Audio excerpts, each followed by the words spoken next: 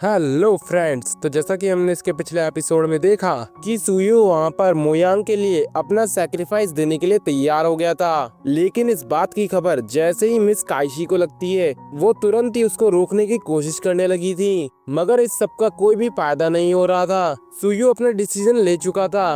उसने वहाँ पर उस सैक्रिफाइस रिचुअल को स्टार्ट करवाना भी शुरू कर दिया था। तो वहीं दूसरी तरफ मोयांग अपने साथियों के साथ काफी सारे मॉन्स्टर्स को हंट करने आया हुआ था। लेकिन तभी अल्टार की तरफ से एक स्ट्रॉन्ग स्पिरिचुअल लाइट आने लगती है, जिसे देखकर तो मोयांग वहां पर काफी ज्यादा डर जाता है।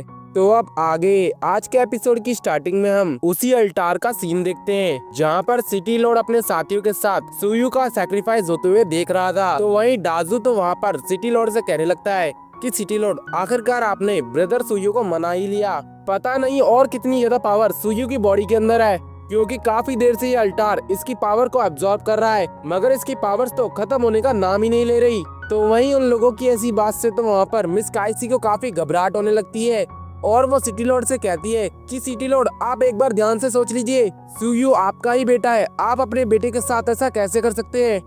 तभी वहाँ पर एक और बंदे की एंट्री होती है, जो कि सिटी लॉर्ड से कहता है कि सिटी लॉर्ड, अगला बंदा भी सेक्रीफाइस के लिए तैयार है। लेकिन तभी किन योंग को वहाँ पर कुछ लोग आते हुए दिखाई देते हैं, जो कि सीधा ही अल्टार की तरफ बढ़ रहे थे, और ये लोग कोई और नहीं बल्कि यूजिया और उसके साथी थे। उन्हें वहाँ देखकर तो सिटी लॉर्ड उस बंदे से कहते हैं कि तुम इस काशी को यहाँ से ले जाओ। जिसके बाद तो वो बंदा मिस काइशी को बेहोश करके वहाँ से ले जाता है। उसके वहाँ से जाने के बाद तो किन्योंग वहाँ पर मुयांग को देखकर काफी गुस्सा होने लगा था, मगर तभी वो वहाँ पर सिटी लॉर्ड की तरफ भी देखता है। जिसके बाद तो सिटी लॉर्ड ने भी उसको इशारा दे दिया था और उससे कहा था कि तुम दोनों जाकर किसी भी हालत में इन सभी को रोको।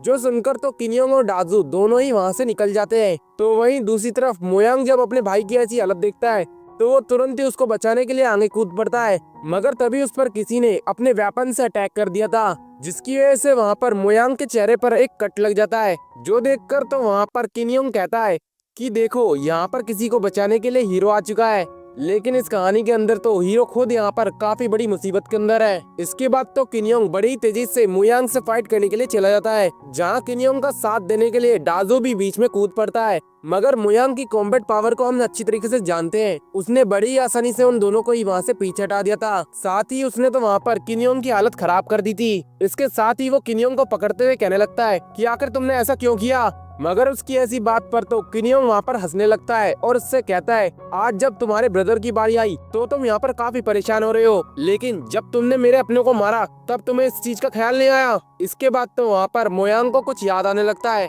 जो याद आने के बाद तो मोयांग वहाँ पर कहता है, अच्छा तो तुम वो थे।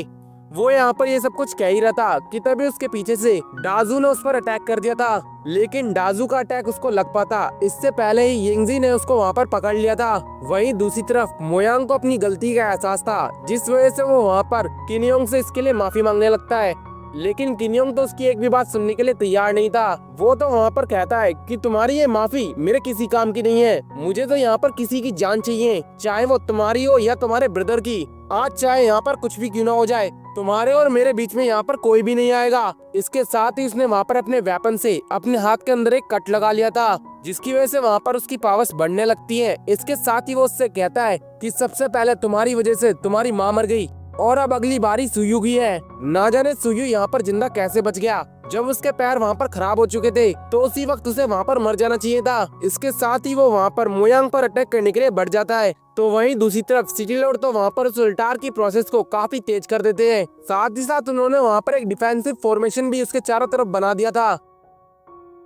जो देखकर तो यूजिया वहाँ पर कहने लगती है कि ये तो बहुत बुरा हुआ। इसके साथ ही वो आगे की तरफ जाने भी लगी थी, मगर नानजी ने उसे ऐसा करने से रोक दिया था, और वो वहाँ पर कहता है, आखिर तुम क्या करने जा रही हो। उसकी इस बात पर तो वहाँ पर यूजिया कहती है कि मैं यहाँ पर अभी के लिए अपनी आंखें बंद करके नहीं रह सकती। मेरे सामने यहाँ पर ब्रदर सुयू पर काफी बड़ी मुसीबत है, इसलिए मैं यहाँ पर उनकी हेल्प करने जाने वाली हूँ, और ये मेरा खुद का डिसीजन है। अगर फ्यूचर में हेवन मुझे इसके लिए पनिश भी करेगा तब भी मैं उसकी पनिशमेंट झेलने के लिए तैयार हूँ, लेकिन अभी के लिए ब्रदर सुयू की हेल्प करना मेरे लिए ज्यादा जरूरी है। यहाँ पर जिस तरीके का सैक्रिफाइस चल रहा है, उस चीज को देखकर तो यहाँ पर पूरी इंसानियत ही शर्मसार हो जाएगी। पता नहीं यहाँ पर सिटी लॉर्ड को क्या हो गया है, जो यहाँ पर अपने ही बेटे की कुर्बानी देने पर तुले हुए हैं। वहीं नानजी तो उसकी ऐसी बात सुनकर कुछ कहने वाला था, लेकिन यूजियो तब तक वहाँ से निकल जाती है। इसके साथ ही वहाँ पर नानजी के ऊपर उस फॉरबिडन टेक्निक का असर होना स्टार्ट हो जाता है, जिसकी वजह से उसकी बॉडी पर ब्लडी पैटर्न्स बनना स्टार्ट हो जाते हैं, जिस चीज से नानजी को वहाँ पर काफी तकलीफ होने लगती है। तो वहीं दूसरी तरफ मोयांग और यिंगजी दोनों ही वहाँ पर किन्योंग और डाजू को संभाले हुए थे, जहाँ मोयांग ने तो वहाँ पर किन्योंग को बेहोश कर दिया था। इसके साथ ही यूजियो वहाँ पर उस सल्टार के बिल्कुल पास आ जाती है, जहाँ वो सुयू को आवाज लगाते हुए कहने लगती है कि सुयू इस रिचुअल को यहीं पर रोक दो। मगर सुयू को तो वहाँ पर कुछ भी सुनाई नहीं दे रहा था, जो देखकर तो वहाँ पर यूजियो अपनी पावर्स का यूज करने लगती है। इसके साथ ही वो वहाँ पर अपने मन में कहती है कि इलाय ने मुझे जो पहले पावर्स दी थी उसमें से मेरे पास अभी कुछ और पावर्स बची हुई हैं। मैं उनकी हेल्प से इस बैरियर को कम से कम ब्रेक तो कर ही सकती हूँ। जिसके बाद तो वो उस बैरियर को भी ब्रेक करने के लिए लग जाती है, जो देखकर तो वहाँ पर सिटी लॉर्ड ने अपनी पावर्स का यूज करके यीवान को वहाँ पर रोक लिया था। इसके साथ ही वो वहाँ पर उससे कहते कि तुम हमारे फैमिली बिजनेस से दूर रहो। उसकी इस बात से तो वहाँ पर यूजियो को काफी गुस्सा आता है और वो उससे कहती है कि सिटी लॉर्ड आखिर तुम ऐसा कैसे कर सकते हो? तुम्हारी नजरों में इंसान की कोई वैल्यू नहीं है। तुम्हें कम से कम कुछ देर का इंतजार तो जरूर करना चाहिए था। यहाँ से बाहर निकलने का कोई ना कोई हम रास्ता ढूंढ ही लेते। यूजियो की ऐसी बात सुनकर तो वहाँ पर सिटी लॉर्ड कहता है कि यीवान तुम तो यहाँ पर कुछ कहो ही मत। तुम यहाँ पर अपने साथ चोरी छुपके एक गॉड को अपने साथ लेकर आ चुकी हो, लेकिन इसके बारे में भी तुमने हमें बताना जरूरी नहीं समझा। आखिर इसके बाद हम तुम पे विश्वास कैसे कर सकते हैं? जिसके बाद तो सिटी लॉर्ड वहाँ पर अपनी और भी पावर्स का यूज करके कुछ डिमोनिक बीस्ट को वहाँ पर समन कर लेते हैं, जिनकी हेल्प से वो यूजियो पर अटैक करवाने लगते हैं। जो देखकर तो यूजियो वहाँ पर तुरंत ही अपने पावर्स के जरिए सिटी लॉर्ड के चंगुल से आजाद होने के साथ साथ उन डिमोनिक बीस्ट पर भी अटैक कर देती है। लेकिन उन डिमोनिक बीस्ट की पावर्स काफी ज्यादा थी, जो देखकर यूजियो को वहाँ पर अपनी पूरी पावर्स का यूज करना पड़ता है। लेकिन उनमें से कुछ डिमोनिक बीस्ट यूजियो के पीछे आ जाते हैं, जो देखकर यूजियो वहाँ पर काफी घबरा चुकी थी। तभी वहाँ पर मोयांग की एंट्री होती है, जो कि वहाँ आने के साथ ही अपनी स्वॉर्ड के अंदर ब्लेजिंग फ्लेम मंत्रा का यूज करता है, जिसकी मदद से उसने आसानी से उन डिमोनिक बीस्ट को मार दिया था। इसके साथ ही वो वहाँ पर बचे कुचे बीस्ट को भी मार देता है। तो वहीं अपने बेटे को ऐसी हरकत करता हुआ देखकर तो सिटी लॉर्ड काफी गुस्सा हो जाते हैं और वो वहाँ पर अपने बेटे से कहते हैं कि गधे कहीं के, तुम्हें अपनी पावर्स को हमारी तरफ से यूज करना चाहिए था, लेकिन तुम तो हमारे खिलाफ यहाँ पर फाइट कर रहे हो। और उसके इतना कहते इसने वहाँ पर और भी ज्यादा डिमोनिक बीस्ट को समन कर लिया था, जो कि सीधा ही मोयांग की तरफ अटैक करने के लिए बढ़ जाते हैं। तो वही मोयांग भी उन बीस्ट को खत्म करते हुए कहता है कि फादर मैं इस सिटी को भी प्रोटेक्ट करना चाहता हूँ, साथ ही साथ मैं ब्रदर सुयू को भी कुछ भी नहीं होने दूंगा। जो सुनकर तो यूजियो वहाँ पर इसके लिए तैयार हो जाती है और इसके साथ ही उसने वहाँ पर स्लॉटर वेन्स का यूज करना स्टार्ट कर दिया था, जिसकी वजह से एक ही बार के अंदर काफी सारे डिमोनिक बीस्ट वहाँ पर खत्म हो जाते हैं। साथ ही साथ उसकी स्लॉटर वेन्स सीधा ही जाकर सिटी लॉर्ड पर अटैक करने लगती है, लेकिन सिटी लॉर्ड ने अपने चारों तरफ एक बैरियर बना लिया था। वहीं सिटी लॉर्ड को तो इस बात से वहाँ पर यूजियो पे काफी गुस्सा आने लगता है और वो वहाँ पर एक जानलेवा अटैक सीधा ही यूजियो पे चल देते हैं, जिसकी वजह से यूजियो वहाँ पर काफी ज्यादा घायल हो चुकी थी। मगर यूजियो वहाँ पर हार मानने के लिए तैयार नहीं थी। वो वहाँ पर कहती है कि ब्रदर सुयू बस यहाँ पर थोड़ी देर और इंतजार कीजिए। इसके साथ ही वो वहाँ पर सिटी लॉर्ड से फाइट करने लगती है, जहाँ उनकी फाइट लगातार इंटेंस लेवल पर जाने लगती है।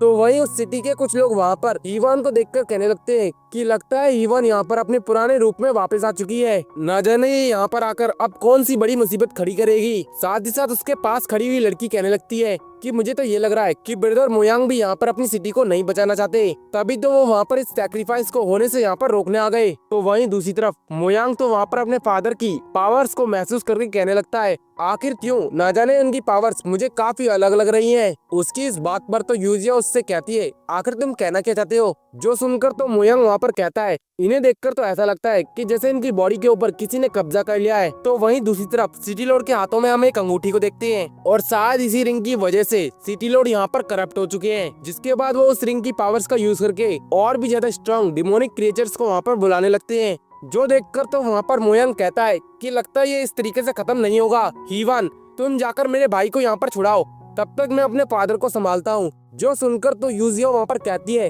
कि ठीक है मैं सुयू को छुड़ाने जा रही हूँ।